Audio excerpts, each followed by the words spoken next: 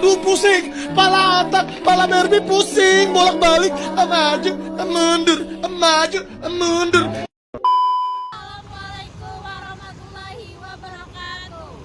Perkenalkan, saya Yolanda Salsabila, NIM 2120231107, dan rekan saya Valensa Septiani, NIM 21202306, dan satu lagi rekan saya sebagai kameramen yang bernama Rika Ayu Pitaloka, NIM 21202392.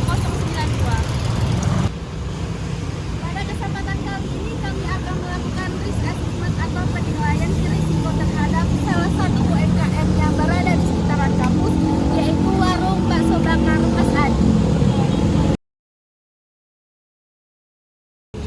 Tujuan kegiatan ini adalah mengidentifikasi berbagai risiko yang mungkin terjadi pada usaha, menilai tingkat risikonya, kemudian memberikan rekomendasi mitigasi agar usaha dapat berkembang dengan lebih baik. Kami akan langsung mewawancara. Mohon izin bertanya ya Ibu. Ibu sejak kapan memulai usaha ini? Bagaimana untuk mencatat pengeluaran atau pengeluaran dalam usaha ini? Kita ada kalkulasi tadi pengeluaran modal sama pemasukan kan. Makanya walaupun untung tipis nih, yang penting masih ada untung. Alhamdulillah masih ada untung lah. Apakah Ibu usaha ini menggunakan sosial media untuk mempromosikan usaha ini? Ya. Kalau tindakan apa yang Ibu lakukan jika karyawan tidak masuk atau memang sendiri yang mengelola usaha ini? Alhamdulillah kalkulasi penalaran biasa lah. Terus pembayarannya sudah mulai pakai kris apa belum? Dulu pakai kris, cuman karena kita nih yang jaga keuangan agak repot. Hasilnya ambil juga kan sama Pak Adi ditutup. Jadi cash money saat ini. Jadi tidak bisa pakai kris ya? Kalau untuk omset usaha selalu stabil atau naik? Kalau omset tuh nggak stabil deh, naik turun. Apalagi kondisi ekonomi saat ini kan, bahan naik terus udah tuh kurang lah, udah nggak dulu lah, tapi kurang kan. Apalagi musim liburan panjang, omset jelas banyak kurang kan. Kalau dalam penjualannya menurun itu apa tindakan yang dilakukan sama Ibu? Ya, paling mengurangi kuantiti sedikit, jadi tidak mubazir kan, tidak banyak keluar modal lah, jadi masih banyak memutar modal. Apa pernah terjadi kendala saat pembayaran mulai itu?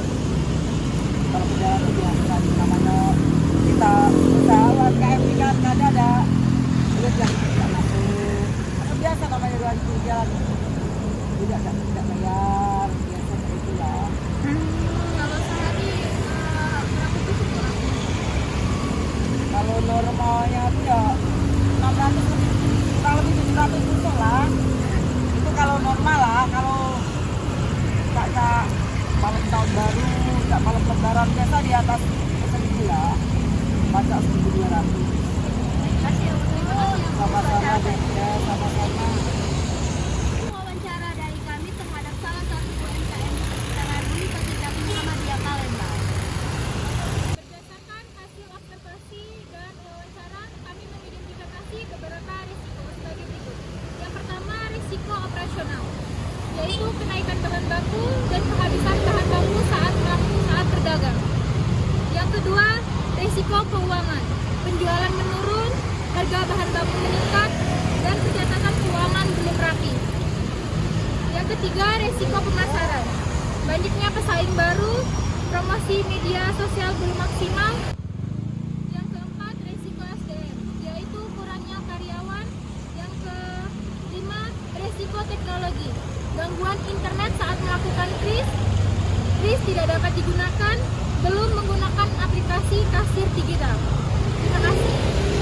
Baiklah, di sini saya akan menjelaskan contoh risk register yang telah kami susun. Yang pertama, risiko penjualan menurun. Penyebabnya persaingan pasar. Dampaknya pendapatan menurun, mitigasi promosi media sosial kurang. Yang kedua, risiko kurangnya karyawan. Penyebabnya pengeluaran bertambah, dampaknya pelayanan menjadi lambat, mitigasi membuka lowongan pekerjaan. Yang ketiga, gangguan internet, jaringan buruk, kris gagal, sediakan pembayaran tunai. Yang keempat, harga bahan naik, inflasi, keuntungan menurun, dan evaluasi harga jual. Selanjutnya, risk matrix.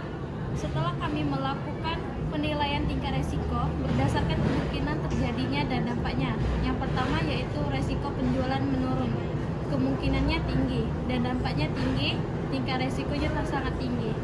Yang kedua, harga bahan baku naik. Kemungkinannya tinggi dan dampaknya tinggi, tingkat resikonya sangat tinggi. Yang ketiga, supplier terlambat.